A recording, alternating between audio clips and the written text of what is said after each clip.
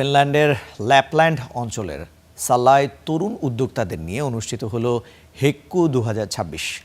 ওলু entrepreneurship সোসাইটির উদ্যোগে আয়োজিত 2 দিনব্যাপী এই আয়োজনে নতুন উদ্ভাবনা, হ্যাকাথন ও পিচিং কম্পিটিশন চলে। এই আয়োজনের মাধ্যমে শিক্ষার্থীদের নতুন উদ্যোগ ও উদ্ভাবনী চিন্তাকে বাস্তবে রূপ দেওয়ার নানা কৌশল শেখানো হয়।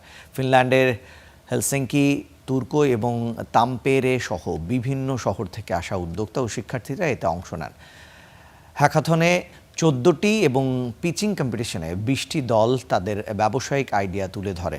পরে বিজয়ীদের মাঝে পুরস্কার বিতরণ করা হয়। ফিনল্যান্ডের এই উদ্যোক্তা সংগঠন বর্তমান সভাপতির দায়িত্ব পালন করছেন বাংলাদেশি তরুণ ফারহান ফুয়াদ উৎস।